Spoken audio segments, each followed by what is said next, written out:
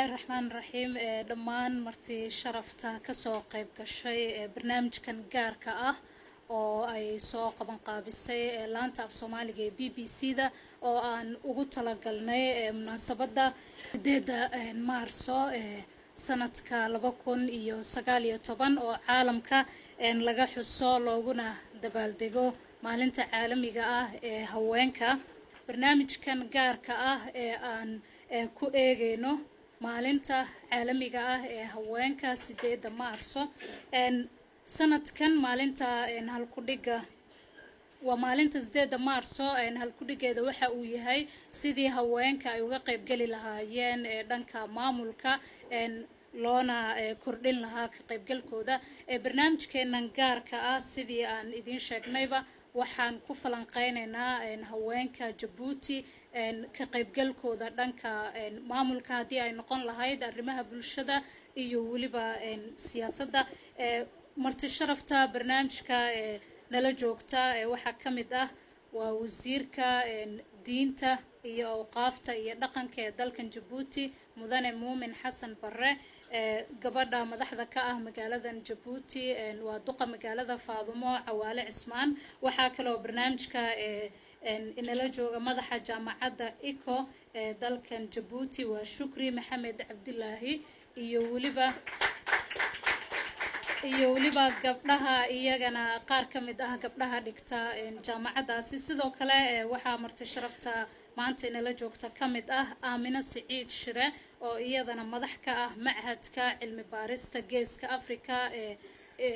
markaasi Erika iyo waliba dadweyne kale oo aad u fara badan oo iyagana barnaamijkeena qayb ka ah barnaamijkeena ayaan bilaabanaynaa waxaanan doonayaa inaan barnaamijkeena ku furno heesta maalin wanaagsan oo ay inoo qaadayaan fanaaniinta reer Djibouti oo ay kamid yihiin Qadra Xuseen iyo waliba Zainab Xasan Maxamed Aadan iyo asxaab kale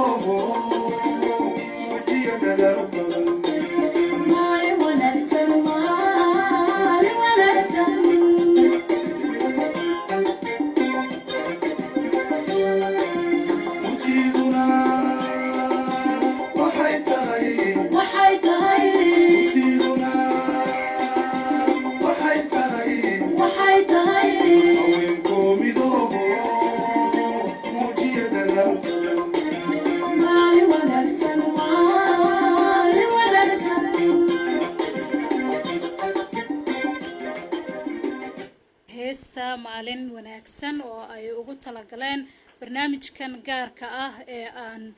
ku eegayno maalinta caalamiga ah ee haweenka 8 Maarso sanadkan maalinta halkudhiga waa maalinta 8 Maarso halkudhigeeda waxa uu yahay sidii haweenka ay uga qayb gali lahaayeen dhanka maamulka loona kordhin lahaa ka qaybgalkooda barnaamijkeenan gaarka ah sidii aan idin sheegnayba waxaan ku falanqeynaynaa haweenka Djibouti ka qaybgalkooda dhanka maamulka hadii ay noqon lahayd arrimaha bulshada iyo waliba siyaasadda marti sharafta barnaamijka nala joogta waxa kamid ah waa wasiirka diinta iyo awqaafta iyo dhaqanka ee dalkan Djibouti mudane Muumin Xasan Barre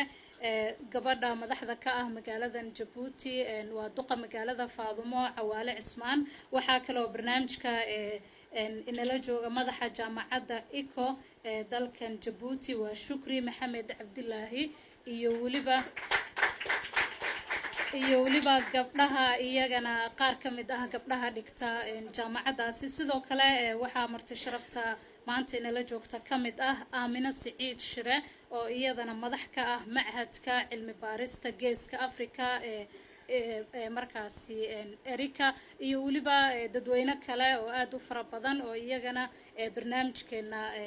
qayb ka ah barnaamijkeena ayaan haatana furanaynaa waxaan doonayaa inaan marka hore ku soo dhaweeyo tifaftiraha laanta af Soomaaliga ee BBC-da Cabdullaahi Cabdi Sheekh oo isaga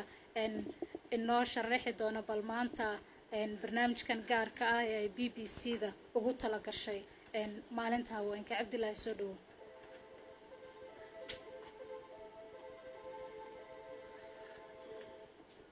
mahadsanid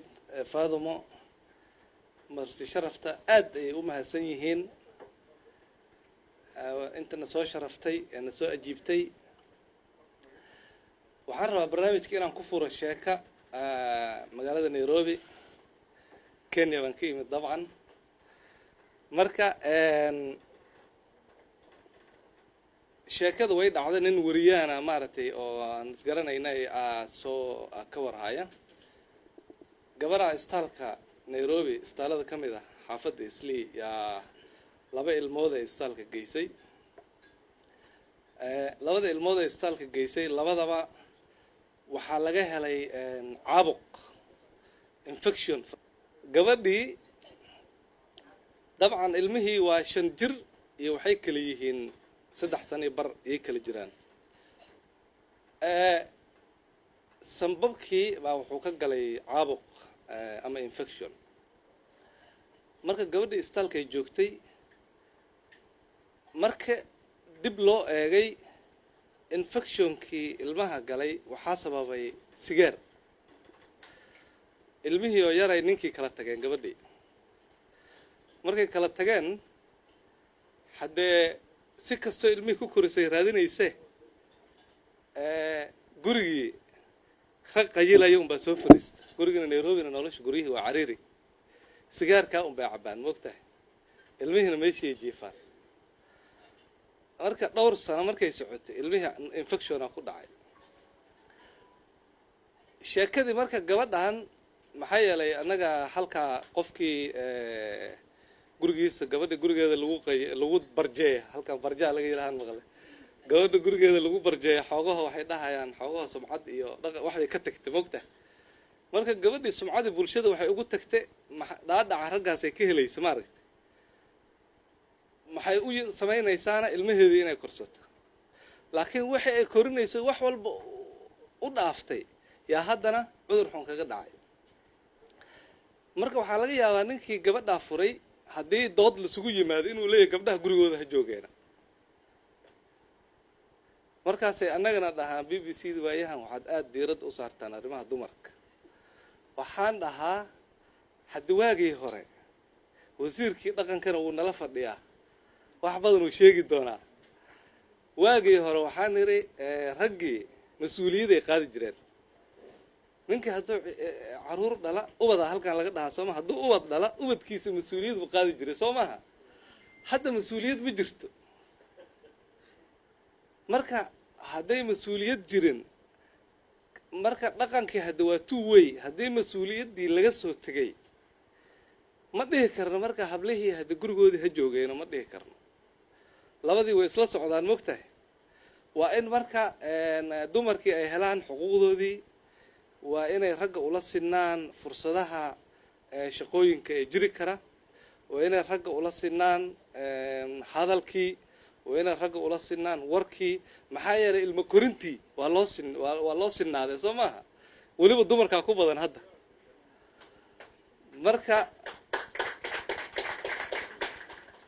marka barnaamijkan waxaan ugu gol leenahay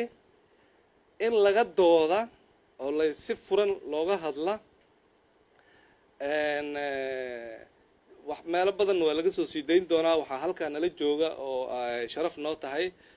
Universal TV oo barnaamijkana duubistana nagala qayb qaadanaya, barnaamijkana sii dayn doona. telefishinno badan oo BBC bahwadaag aan ahayn waa laga sii dayn doonaa, sida SBC, Hon Cable TV iyo Star TV oo Nairobi ah, intaba waa laga sii dayn doonaa. BBC-dana waa laga sii dayn doonaa. marka waxaan ugu gol leenahay marka waxay tahay in ay bilaabata dood ah 25 boqolkiiba iyo 30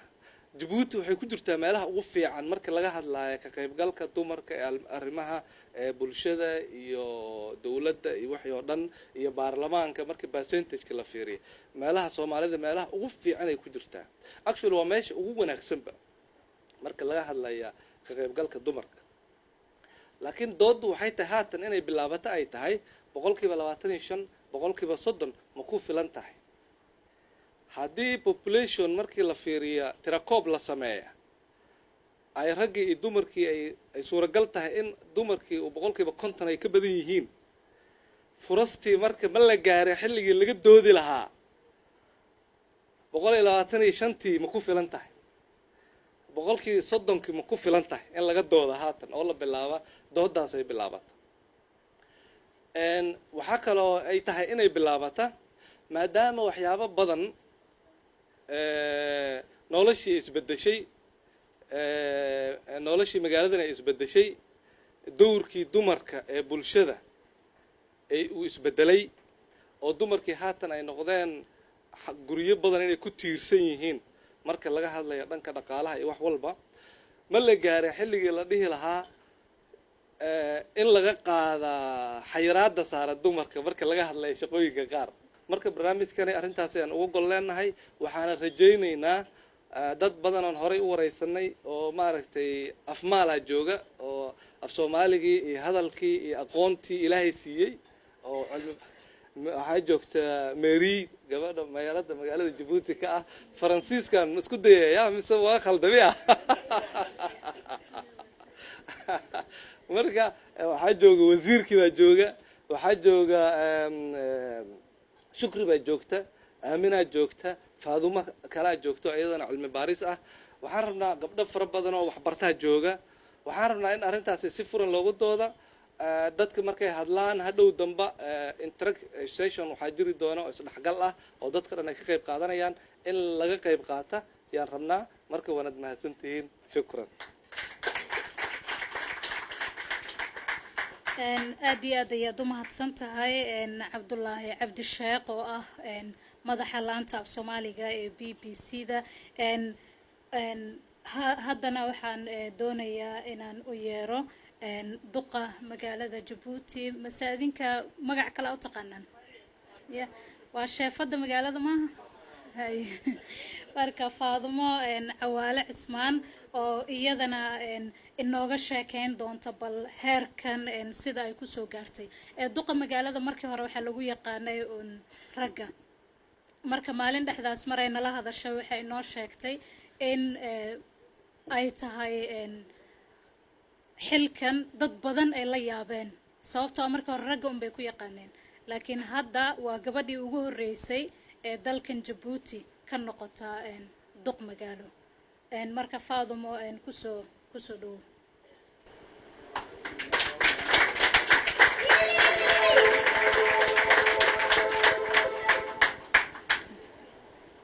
بسم الله الرحمن الرحيم. السلام عليكم ورحمة الله وبركاته. aad baad u mahadsantihiin laanta BBC-da ee afka Soomaaliga oo aadaan u hambalyeeyo. markii labaad ay tahay inaan ka qayb galo amba ay wareysi iga qaadaan. aad baad u mahadsantihiin. kusoo dhawaadaan leeyahay caasimada Jamhuuriyadda Djibouti ee Djibouti. waxaan halkan aan rabaa inaan ka hambaliyo kala wasiirka dhaqanka iyo arrimaha diinta oo isaguna aad iyo aad mar walba daneeya maxaan ku rahdaa barnaamijyadan oo kale khaasatan maantana wuxuu la joogaa haweenkii oo xusaya maalintii caalamiga wasiirka waxaan leeyahay aad baad u mahadsantahay waxaa kaloo jeclaysan lahaa inaan hambaliyeeyo walaalahay shukri dr amina dr fawziya iyo haweenka kale halkan jooga oo xildhibaanaduna ay joogaan maamul hoosaadka aad baan iyagana u hambaliyeynayaa dhalinyarada jaamacadda iskayo iyaguna aad bay u hambaliyeysan yihiin waxa weeyaan horta maanta waa farxad bay aniga ii tahay waayo waa maalintii sida runta rasmiga laygu doortay xilka maayarnimada oo ahayd 7 Mars 2017 maanta aniga nila hadlay waa sanad guurahayga weejin waayo 2 sanadood ayaan joogaasi xafiiska miriga waxaan doonayaa inaan ku weydiiyo gabadhii ugu horeysay ee noqota duq magaalo ka noqota dalkan Djibouti ayaa tahay bal maxaa isbedelay haween badan ma yimaadaan xafiiskaaga si ka duwan markii halkaas uu rag joogay Faadume waxa weejin isbedelayo waayo waxa weeyaan dumarku iyagoon bay isfahma wixii ninka u sheegan lahaayeen horta wada markaan dumarnahay waan ka xishoonaa wasiir anigu haddaan u tagayo oo de wax quseeya dumar ahaan waan kala xishoonaya laakiin wasiir haweena markaan u tagayo de waan u sheeganaya haweenkuna waa sidaas oo kale xafiiska meeriga haweenka oo dhan baan ugu xidhan caasimada iyo shanta gobolba waxa weeyaan maalin walbana alxamdulillaah rabbil caalamiin cid waliba waxaan qaban karanana waan soo dhaweynaa haddii xafiiskeegu ay shaqo ayna karin ay ku xidhantay wasaaradahana waan u tabinaa waan u fudaydinaa waayo waxaan haweenku waxay iska keen dhaxarkan waxay yiraahdaan annaga ku soo dooranay cid walba markay ku timaado xafiiska ma celin kartid wasiirka madaxweynaha doorta laakiin maayarka waxa doorta shicibkana baabka kama xidhin kartid iyagaaba kugu baanida oo koran anaga ku soo dooranay si abaabada nooga xidhanaysa marka waxa weeyaan xafiiska Faadume adigu waad joogtay indhahaagana waad ku aragtay haweenku waxa xafiis iska arkaan sida wasaaradda haweenka aad iyo aad ayaad u mahadsan tahay duqa magaalada Djibouti Faadumo Cawaale Cismaan oo inooga sheekeynaysa heerkan sida ay ku soo gaartay dabcan dadweynaha kale ka soo qayb galana su'aalo badan ay Faadumo ku weydiin doonaan laakiin hadda waxaan doonayaa inaan u yeero wasiirka diinta oo qaafta iyo dhaqanka dalka Djibouti mudane Muumin Xasan Barre oo السلام عليكم ورحمة الله وبركاته. رونانتي بعد أمة سنتين وحن بلوغ بوجادين يا هوانكا قبلها ريد جيبوتي ونصيب رونانتي سيدا هوانكا عالم كباوله إنه هلان مالين العيدان رجوا سوالي ويسوقيان رونانتي ما نرى بين عوريان بس هاي صويان يغو سمية رونانتي waxaan kaloo hambaliyeenayaa laanta idaacadda BBC ga laanta Soomaaliga oo ugu horeeyay walaalkay Cabdilaahi maadaama barnaamijkeenu maanta uu Djibouti ka dhaxaysa waxaan isla taagay Djibouti iyo siday ahaan jirtay anu nasiib waxaan u yeeshay inaan shaqada bilaabo 1997 oo ka bilaabo madaxtooyada oo ka asaasnay markaa journal loo yaqaano Al-Qarni oo imanka soo baxa عربينا كصوب حوم مدحونه مركز أساسي إسلا يا ما وحى لسمير وهذا فرنسيس كله سميه وضل قرن إنسان أو 10 ربع سميسي أو هاي يعني سي هواوي هم بس هدي أي دعوسين نقدون تابعين ما هي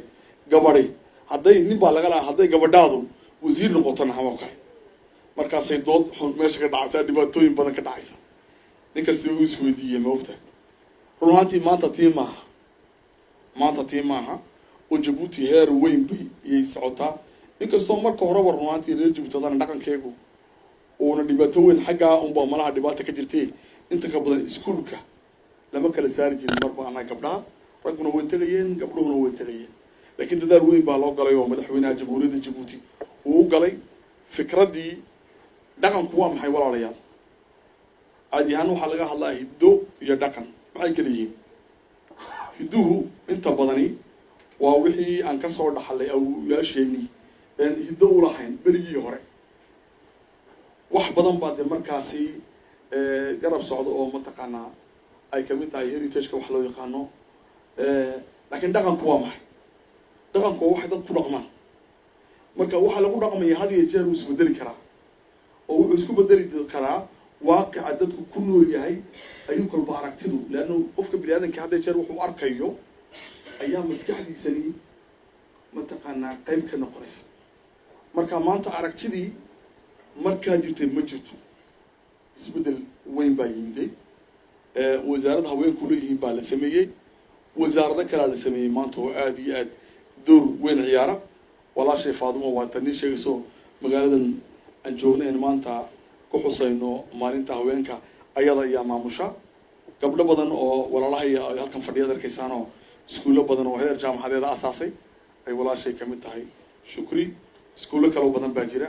doctorada ugu firfircoon ee Djibouti caanka uga ah ee la yaqaanay dadaala iyo kamid yihiin doctor Amina Saciid Shire ugu horeysa oo la mataqaanaa markaz madax banaan oo cilmi baarista ku takhasusay marka maanta haddii aan taaganahay anagoo dhan reer Djibouti waxaan oran karaa siday soo sheegaysay walaashay Faadumo dhibaatooyin badan oo meesha yaali ma jiraan laakiin guud ahaan waa laga midaysan yahay in haweenka horumar la gaarsiiyo horumarkeena way gaadheen waxaa laga midaysan in laga dagaalamay waxa weeye dhibaatooyinka loo geysanayo ee foosha xuna waxaa kamid ah guditaanka hablaha lagula kaco ee la gudo oo Djibouti door weyn ay ka ciyaartay wasaaraddeeduna qayb weyn ay ka tahay oo waaxid dhani ay ka shaqayso arrimaha sidii loo dagaalamayaa oo kulli telefishinka aad ka daawataan iyaduna door weyn bay qaadeen hablaha waxaasi laga joojiyo waad xasuutaano Soomaalida dibadda u qaxday marka ay doonayaan hablaha inay gudaan way soo noqdaan amba Soomaaliya ama dhulkan bay la yimaadeen kolka ay naga baxsanayaan ay dhulka tagaana been bay sheegaan waxay yiraahdeen wadankayga waxaan uga wada gabadha laga gudayay moogta ya gabadha yaa laga gudayay adduunku walaalayaal sidaa buu yahay marka waxaan kusoo gabagabeynaya hadalkay kusoo ururinayaa waxaan la hadlaynaa ummadda Soomaaliyeed waa ummad dhaqan leh oo diin leh run ahaantii kulley meeshii berigii hore ay taagneedna way ka timiday oo way arkaysaa halka uu adduunku socdo oo gabadha xaqeedii in la siiyo weeyin iyadoo islaamkeediina wadatay oo diinteediina wadata oona ka tegaynin run ahaantii assalaamu calaykum waraxmatullaahi wabarakaatu aad iyo aad ayuu mahadsan yahay wasiirka diinta iyo waliba arrimaha dhaqanka ee dalkan Djibouti mudane Muumin Xasan Barre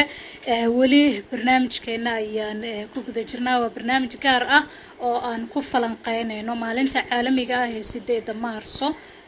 sanadka 2019 oo laanta af Soomaaliga ee BBC Soomaali ay ugu talagashay in lagu falanqeeyo ka qaybgalka haweenka Djibouti ee arrimaha bulshada iyo waliba siyaasadda iyo maamulka sida ay markaasi heer uga gaareen inta hadda la haysto ma ku filan tahay mise wali waxba dhiman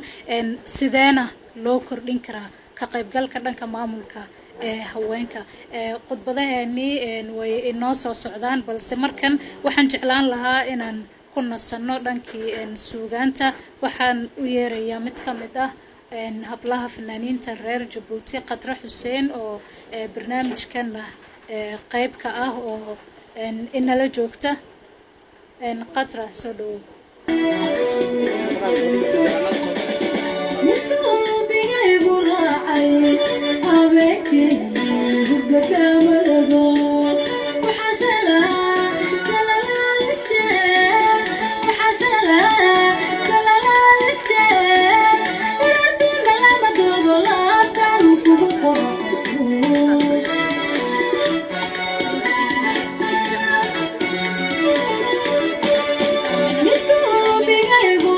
I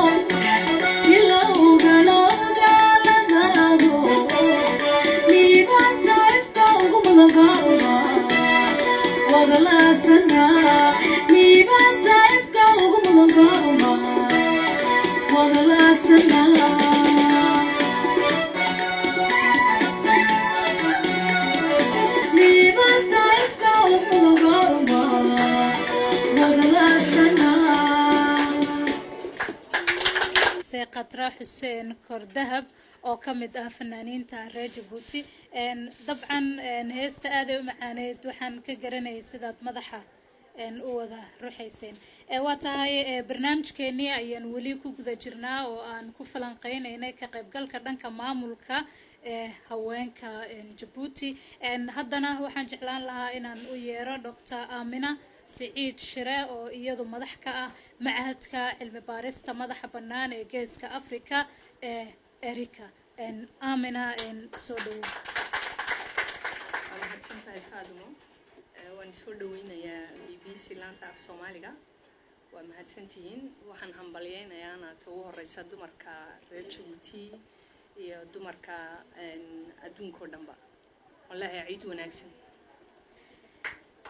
وتاي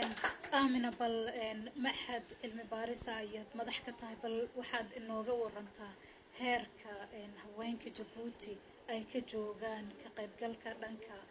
سياسة أنا راهذا دنكا معمول كدي أهان لهاي السياسة يولي بقيبه كلا بالشدة ومهتسنت هاي فادمو وحن يروح حوجا تاريخ ذا هرمركا دمركا ريتشوتي أيام كوير نقنيا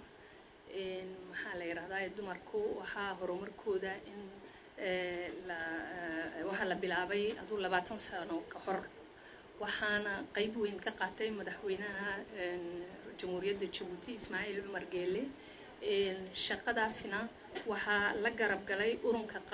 ururka qaran ee haweenka reer Djibouti wallahi horumarka dumarka reer Djibouti meel fiican ayuu marayaa maanta marxalada badanna uu soo maray maanta waxa horta kolkii la bilaabay 1999kii gabadhii u horeysa ee wasiirad ahayd ayaa la magacaabay Xawa Ahmed Yusuf bay ahayd sidii wasiirka dhaqanka ee diinta Djibouti uu soo sheegayba kadib haddana waa laga wareego markaa gabadha la magacaabay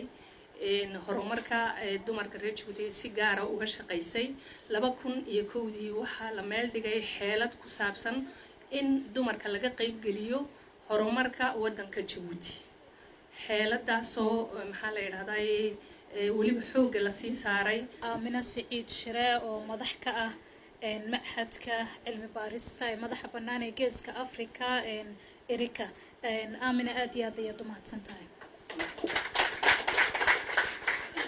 ولي نقد بدها إني أيان كوكو دجرنا أن أقول لقلنا برنامج كان وأن كفلان قاينا إنه كقيب قال كردن كمامولكا هواينكا جارهنا وحن ديرة كسارنا هواينكا جيبوتي وأن مانتا كسوغنا هاي مقالة جيبوتي عاصمة دلك جيبوتي حدنا وحن ويريا عبد السلام هريري وإساقا أدو ذكرنا إسانو نوريه رقعداء إسلامركانا لانتن أفكا سوماليغا BBC دا إن مدة لسو شقينيي هاتنا لشقاية TVغا يونيفرسال عبد السلام سودو aad iyo aad baad u mahadsan tahay Faadumo maayaradda duqawaadka abiilka laga qaatay oo markaa erey bixintii sida wasiirku sheegay in dib loogu noqdo af Soomaaliga marka hadda malaha maayaradda aynu iska sii isticmaalno maayaradda iyo marti sharafta kale aad iyo aad baan u salaamayaa laanta af Soomaaliga BBC muddo dheer baan ka tirsanaa sida Faadumo ay sheegtay marka hadda waa nin family ku soo noqday un baan horta haweenka reer Djibouti haweenka Soomaalida oo dhan iyo geeska Afrikaba waan ugu hambalyeynaa maalinta haweenka berigii hore dee sidii wax ahaan jireen dhaqanka Soomaalida marka la eego waxa la oran jiray gabadhu ama guri ha kaaga jirto ama god ha kaaga jirto ama guri ha kaaga jirto tiimaanta ma jirto waxa kale oo la oran jiray dumarku dhalasho maahe waa dhaxdin tiina maanta ma jirto oo dee waqtiga wax badan baa isla bedelay xitaa tii la odhan jiray marka hadalka la bilaabayo mudane iyo marwooyin maanta dee waa maalintiiniyo waa in lagu bilaabo marwooyin iyo mudanayaan marka waa idiin hambalyaynayaa waxaan si gaara u doonayaa inaan u xuso kaalinta dumarku maanta wax la dafiri kara maaha khaasatan Soomaaliya markii dagaalada sokeeye ay ka dhaceen ilaa dhowr iyo 30 sanadood ee ugu dambeeyay dad fara badan oo Soomaaliya qurbaha u qaxay halkii berigii hore la odhan jiray inaan baa noo dhoofay imika waxa laga yaabaa hablood baa ku maqan waayo kaalin dee laxaadle ayay gabdhuhu ka qaataan si qoysaskooda ay u caawinayaan nin aanu isku family nahay baa 6 gabdhood buu dhalay ilmaabti baanu nay dabadeedna inantii ugu weyneyd baa reerkii u hana qaaday shaqo wanaagsan bay heshay isagoo markii hore dee hoosta walaac badani kaga jiray markaasaa halhays bay noqoto wuxuu yidhi wallaahi marba inaan iga noqon gaadhay buu yidhi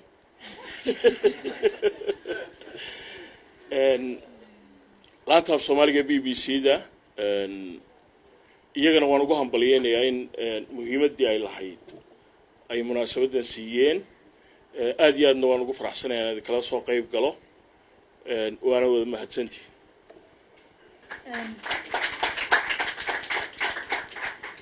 adigana aad ayaad u mahadsan tahay cabdisalaan Hereere ayuu ahaa oo aad wada taqaanaan oo ah wariye rugcada ah in badan la soo shaqeeyay laanta af Soomaaliga BBC-da haddana ka tirsan oo la shaqeeya TV-ga Universal barnaamijkan gaarka ah sidii aan soo sheegnayba waxaan ku falanqeynaynaa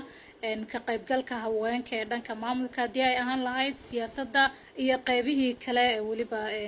arrimaha bulshada dalkan Djibouti sida Cabdilaahi madaxa laanta af Soomaaliga ee BBC-da uu sheegayba waxa uu ka mid yahay dalalka ugu wanaagsan marka la dhaho haweenka dhanka sare maamulka markaasi ku jirta laakiin sidee halkaasi looga sii socon karaa oo markaasi loo kordhin karaa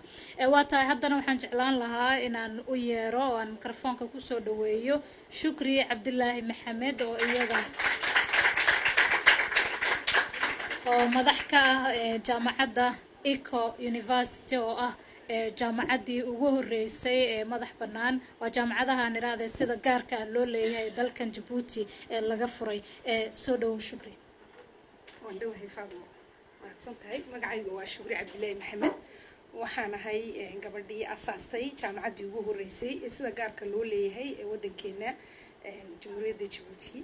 waxaan ugu mahadnaqayaa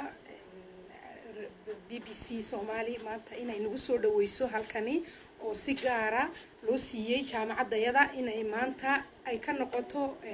invité waxa la yiraahdo marka waxaan mar labaad waan igu mahadnaqayaa intaad halkan nagu soo casuunteen waxa kale oon ni sheegaynaa inaan nahay anagu jaamacad si gaara loo leeyahay on si gaara anagu u leeyahay gabadha haddaanahay anaana asaasay 2011 baan dalka Djibouti ka asaasay 2014 ayaan aqoonsi guud ahaaneed ka helnay wasaaradda jaamacadda sare oo la aqoonsanaaday inay jaamacaddani jaamacad si gaara loo leeyahay oo wadanka ka howlgasha ay tahay waxa kale oo asaasay ururka la yiraahdo ururka dhalinyarta howlgashiga maalgashiga wadanka Djibouti ayaan asaasay waxa kale oo imika asaasay haddana ururka haweenka howlgashiga ayaan imika haddana asaasay alxamdulillah de waan igu mahadnaqaynaa waxa kale oo u mahadnaqayaa sanadka maanta 2019 bisha 8 Mars bisha 3 laga hawlgalayo horta bishana waa shay aad iyo aad bisha shanteedii baan ka dhashay bishan marka bishan waa bishaydii waana bishii dumarka marka hambaliyo baan leeyahay dumarku meel kasta ay joogaan aad iyo aad ayaad u mahadsan tahay shukri cabdilaahi maxamed oo ah aasaasaha islamarkaana ah madaxa jaamacadda eco university magaalada jabuuti oo ah jaamacaddii ugu horreysay ee si gaar ah loo leeyahay oo dalkan jabuuti ee laga furay. sidii aan idiin sheegnayba barnaamijkeena waxaa qayb ka ah su-aalo ay weydiinayaan dadka nagala soo qayb galay hablaha madaxda ah halkan ku sugan. marka su-aalaha aad qabtaan iyo weliba talooyin haddii aad u haysaan fursad ayaan idiin siinaynaa inaad weydiisaan. magacaygu waa Intisaar Ibraahim Xuseen, waxaan ka mid ahay maamul hoosaadka ay sheegaysay duqda magaalo madaxda. waxaanan anigu aan khibrad u leeyahay ama si aan ka soo shaqeeyay ama si aqoon aan u leeyahay tan iyo maalintii la asaasay ama se la sameeyey wasaaradda horumarka haweenka ay Marwaxaawe Axmed Yuusuf la sheegay. waxaan ahay anigoo de marka ahaan gabadh yar baan ahaa intan malaki laakiinse waa la soo shaqeeyey istaraatiijiyig maxay ahaydeen horumarka haweenka lagu sameeyey oo 5 gobol la soo maray waa la sameeyey vulgarisation-gii amba se maaragtay xeerkii qoyska markii la sameeyey waxaan ahaa dadkii maaragtay la soo abaabulay ama se la soo sameeyey ee 5 district oo dhan la soo maray. marka marxadal badan horta way soo martay wasaaraddu alxamdulillah maanta de xalkii ma joogno laakiinse wax badan dumarka waa loo qabtay wax badanna way ka maqan tahay. anigu de haddaan ahaan anigu fikrad ahaan haddaan sheego marka la leeyahay 10% marka la yidhaahdo waa hadday u yar tahay 10% baan umalaynaya waxay corrigeen de recherche waa hadday u yar tahay saabadiiqe waxay tahay maxaa de u diidaya inay ka badnaato 10% 14% marka la leeyahay waa hadday u yar tahay ba markastaba ku jirta xeerka waa way ka badnaan kartaa siiba mata kale maartay 25 marka la sheegayo waa hadday u yar tahay ba haddana markasta lagu daraya laakiinse de maxaa de u diidaya inay bada ka sii badato 100 iyo 25 la sheegayo. markaas maxay ahaydeen haweenku door badan bay soo ciyaareen wax badan way soo qabtay laakiinse wax badan ba ka maqan boosas badan oo haweenka sida imka maanta loogu aaminay ama se Faadumo oo maartay iyadu maayar waa qof de duq ma noqon karta laakiinse dhalin yar loogu aaminay magaalo madaxda Jabuuti haweenka boosas kale oo ka sii muhiimsan waa lagu aamini karayaa baan leeyahay. taasina waxaan weydiisanaynaa madaxweynaha markastaba hor socda garab qabta ama se maxay ahaydeen haweenku isaga ayay la dhasheen baan leenahay oo maad aragtay maalintuu isagu fuulay ayuu wasaaradda haweenkana uu asaasay sanadkii uu fuulay ayuu wasaaradda haweenkana uu asaasay. waxaan leenahay boosas badan baa dumarka weli ka dhiman waan weydiisanaynaa sida maartay conseil régional haddii la yidhaahdo presidano bay soo wada mareen conseil régional 5 gobol waxaa ka presidana waa rag weeyaan weli haween kama soo marin halkaas. président de l'assemblée-ga maxay ahaydeen rag baa weli jooga boosas badan caynkaas ayaa jira laakiinse mid baa jirta wadankeenu wadanada kale uma maleeyo inuu la mid yahay halka marka la sheego mishaahar ahaan haweenku iyo raggu waa isku mishaahar wadanka Jabuuti. gabadha xil hadii loo biiriyo xilka hadii ay xil loo dhiibo mas'uuliyad loo dhiibo wixii uu ninku qaadanayay bay gabadhuna qaadataa taana waa ilaahay mahadii baan leenahay de waxa leenahay boosaska ay dumarku ka dhiman yihiin ina maxay ahaydeen iyagana waa la arkay waxay qabanayaan ina lagu aamino waa maasantii. waxa weeyin horta maalintii madaxweynuhu loo doortay xilka madaxweynaha jamhuuriyadda Jabuuti 1999 haweenku iftiin bay arkeen. waxa weeyin waa markii u horeysay ee haweenku ay qabtaan xilal sarsare. horta walaashay Intisaar waxay ka mid tahay maxaan ku radaa dadkiina la soo doortay 2017 xildhibaanada maamul hoosaadka ayay Intisaar ka mid tahay. waxay sheegtay inay naga maqan tahay xilkan mas'uulka amba madaxa conseil régionalka afka qalad loo yaqaano waxaan oran lahaa intisaare waxaa dilowday walaasheen vice presidentka maxaan ku rahaa gobolka Carta Filsan oo iyadu ku xigta madaxa sare ee Carta maamulkaasi Filsan insha Allah taala waa gabadh maartay daayar oo anigu iskoolka jaamacadda Djibouti han u dhigay maanta laakiin iyaduna alxamdulillah rabbil alamin lagu aaminay amba ku xigta madaxa sare ee gobolka Carta markaasi haweenku amba ha yaraato amba ha weynaatee xilal sare way qaban kartaa waayo haweenku hooyay noqdaan oo guriga mas'uul bay ka yihiin xilka ay xaafadda ay ka hayaan iyo xafiiskaba waa isku mid weeyaan wayna karayaan wayna maxaan ku raahday way kala tallaabo dheer yihiin baan anu oran lahaa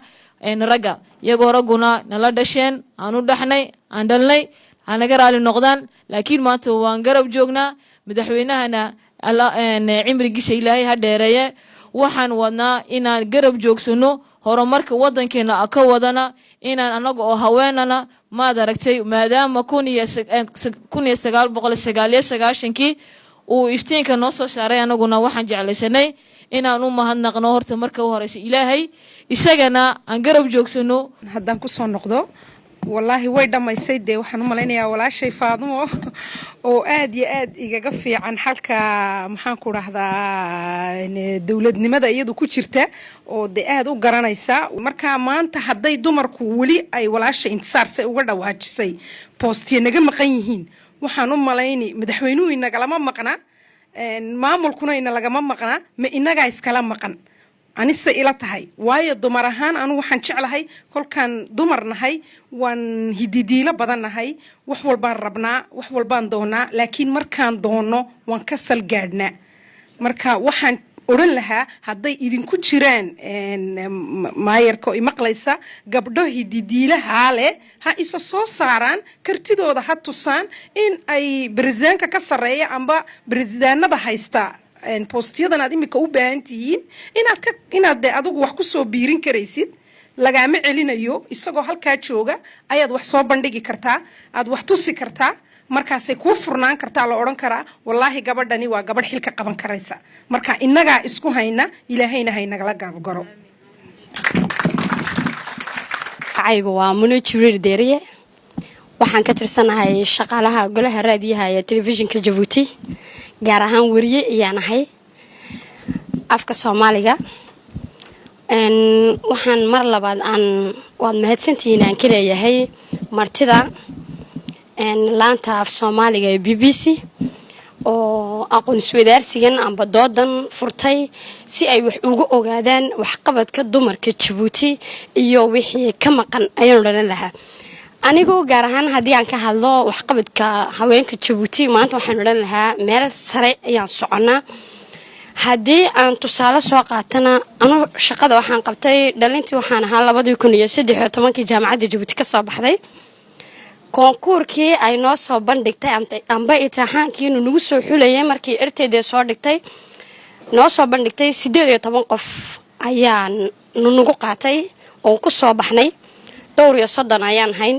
haween iyo rag lama kala eegin 18 ayaa la qaatay gabdhood taasina waxay tusaysaa firfircoonida aqoonta waxqabadka haweenka ayaan oran karaa waxbarashada way ku fiican yihiin hoos loogama dhigo wiilasha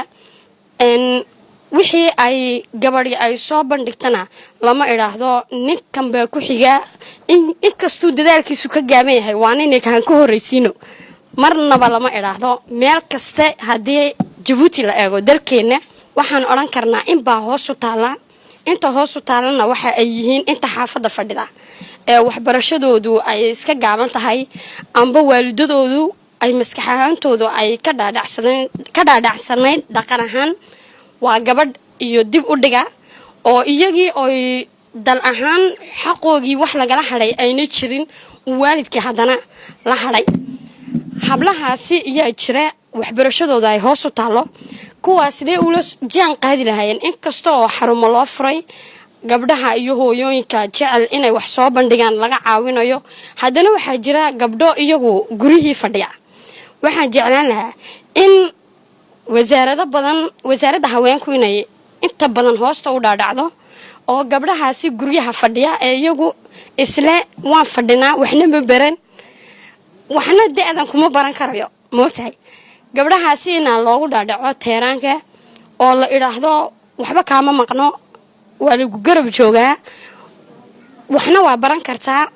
ambase halkan baa gacantaana kaa qaban karnaa haddii ay noqoto maalgashi iyo haddii ay noqoto in loo fudaydiyo in ay wax soo bandhigaan gabdho badan oo wax soo bandhigi lahaa way jiraan oon anagu aragnay hase yeeshee isle anigu ma tegayo halkaas iyo halkaas su-aashaydu waa taas aad iyo aad ay u mahadsan tahay gabadhaasi su-aasha ay weydiisay waxaan jeclaan lahaa inay ka jawaabto Faadumo Maxamuud oo iyada ka tirsan Machadka Cilmi Baarista Djibouti. Faadumo in hoos loo daadego waa run oo program badan baa jira oo horumar badan baa jira oo dawladdu way gacan qabatay oo jaranjarooyin badan baa la siiyey oo waxyaabo badan oo dumarka loo ogolaaday oo aan dooni lahayn inaad xagga ku rashado xamay bon tanise way dhiman tahay waxaan odhan karaase abwaan baa yidhi maxaad aqoontu afqalaad miya yacnihii shaqo iyo nolosha oo la keeno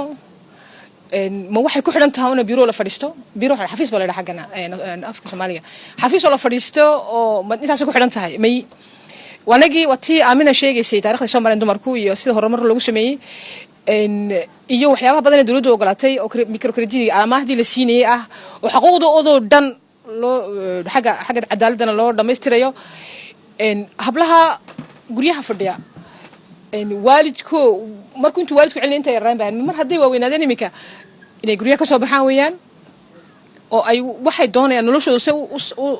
u suurayn karayaan ay u suureeyaan wax ka hor joogsanaya haba yaraatee ma jirto noloshuna qalinuun ma qalinku waa kan ugu sareeya laakiin intii kale way jirtaa marka gacantoo la qabtaa in badan waxaan u malaynay waxyaabo badan ay haystaan ma jirta gacan badan oo la qabtaa jirta imika tii guriga fadhida anigu waxay la tahay inuu doorataa ayay doorataa aad iyo aad ayaad u mahadsan tahay Faadumo haddana waxaan jeclaan lahaa inaan meeyrada magaalada Faadumo iyo waliba madaxa jaamacadda Eco Shukri inaan bal weydiiyo hablahan yaryar ee jaamacadda dhigta haddii ay doonayaan heerka adinka aad gaarteen inay gaaraan sidee ayay ku gaari karaan talooyin noocee ah ayaad siin lahaydeen haddii aad Shukri ka hormarto talooyinkaygu ma yara kolley ururaan leeyahay ururo dumarka lagu dhiirigeliyo walaashay horta haddaan uga jawaabo ururo dumarka lagu dhiirigeliyo oon bishiiba 2 cisho qabtaa ururkaasi waa urur horta dumarka maalgashiga ayaan si gaara ugu sameeyey waxa kaloo aan halkan ka ahay gudoomiye urur Afrika ka howlgala oo la yiraahdo Africa Women Forum oo saldhigiisu uu ku yaalo wadanka Maroc on représentant Afrique de l'Ouest oo dhan regionga aan halkan anigu uga ahay maamul marka waxaan ku qabtaa arrimahaasi 2 biloodba mar baan soo dhigaa bishii walba 2 cisho ayaan ka qabtaa oon hablaha ku dhiirigeliyaa kana caawiya oo waxa la yiraahdo coachinka ayaan u sameeyaa one coach gareeya hablaha waxay naftooda jecel yihiin inay u qabtaan ayaan de halkii ay u mari lahaayeen haday dariiqada ay tahay de wasaaradaha iyo hadii ay tahay iyagu aqoon gaara wixii ay doonayaan inay qabsadaan marka qofku hadii uu isagu wax raadis ku jiro waa run waalidku la dhaadhici karaa laakiin mar hadduu weynaado say walaashii Faadumo ba sheegtay qofku waa inuu isagu wax raadiyo waa inuu wax dhageysto raadiyoyada dhageysto telefishinada dhageysto inuu sugo un maaha gurigiisa waxa dhici kara in teeraankii maanta loogu soo dhaadhacay oo seedeseegooga xaafadahooga la joogo ama la joogo meelihii de maamul goboleedku ay leeyihiin aynaba warba uga haynin waayo waxay ku tashatay inay madbaxii iyo maqsinkii hurdada aqalkooga un ay iska dhex fadhido marka taa horta walaashay haddaad de adigu garanaysid ood naga wargelin karaysid waxaan jeclaan lahayn inaad hablaha lagala soo taliyo oo la yiraahdo wararka dhageysta raadiyoyada dhageysta telefishinada dhageysta oo wixii meeshii aad ka maqashiin inay wax ka jiraan de gacmaha cagahaaga ku tag marka intaasan anigu oran lahaa bismillaahir rahmaanir rahiim horta walaashay Shukri way soo dhameysay hadalka iimana hanbeen baan u malayn waayo waxaan iska dhex arkayaa Shukri waxay leedahay si rasmiya jaamacad aniguna markaan intaana maayarka ahayn 7 sanadood baan jaamacadda Djibouti aan ka dhigi jiray suqtu galabihii dhalinyaro badanna waan u soo dhigay waxa weeyaan horta qofku waa inuu isku kalsoonaado kalsooni buuxda uu siiyo wuxuu qabanayo waxa weeyaan dadku in badan baa jirta oo ku imanayso kooranaysa waxa ma karaysid laakiin adigu adoon isku dayin haddaad tidhaahdi isla markaaba waa runtiisa wuxuu sheegayo maba karaysid taasi horta wax fiican maaha waa inuu qofku isagu kalsooni isku yeesho oo wuxuu doonayo iyo wuxuu rajaynayaba mustaqbalkaba waxa uu malaya inuu hirgeli karto dadkuna waxa weeyaan dhalinyarada waliba naga sii yaranaga inay dhegeysi dadka ka waaweyn ee maaragtay waayo araga ay dhageystaan anuu haddaan ii sheego walaalahayo horta waxa weeyaan xafiiska maayarka anuu waan ku cusba oo horta bilowg waxba kamaan garinin laakiin waa inaad isku kalsoonaatid waxna waan bartay cid walba marka ay igu timaado xafiiska waan soo dhaweeyaa waan dhageystaa wixii fikraday hayaana waan ka qaataa marka waxaan oran lahaa walaalahay jaamacadda wali ku sii jira in iyagu kalsooni isku yeeshaan maxaan ku raada dadka ka waaweyn ay dhageystaan kala dambeentuna waa wax fiican weeyaan oo cid walba inaad iska weynaysiisid maaha qof waxa jira adiga ka aqoon badan oo adigu laakiin aad ka sarreysid aqoonta iminka waxa weeyaan madaxa ugu sarreeya qofba ka hooseeya ayaa ku imanaya wuxuu ka oranayaa sida iyo sida baan kula doonaya inaad ka dhigtid caasimada waad ka sareysaa laakiin ma oranaysid qofkan iga hooseeya muxuu igu sheegayaa waxa waa inaad qof waliba qadarisid cid walba soo dhaweysid kana dhageysatid wixii fikrada hayo adiguna khaasatan isku kalsoonaatid ilaahayna tala saaratid ta kalena qof daacada shaqadiisana u noqotid waa intaan waxaan waano aan u soo jeedin lahaa hablaha maanta nala jooga ee walaalahayaga naga yaryar welibana haatana dhinacii suugaanta ayaan markaas ku nasanaynaa aan u yeero xuriyo jilaal heesta ay halkan ka qaadi doonto ee ay inoogu tala gashay عاشق مسحر باه أدمي قصدينو لو سمينو صبري كتانا الصوريا ما تيما سوباقي الله بيما سيدي كويرمانو تتكيجي Mashiyo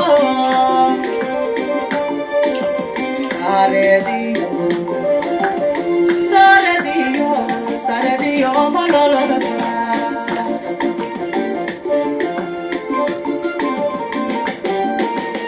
Setadisiyo Masala Nordiki Suye Sabaliyo Nitajira Nakamusi Mayai Nasukal Jawab Sidu Yahai Ayahagara Sidu Yahai Ayahagara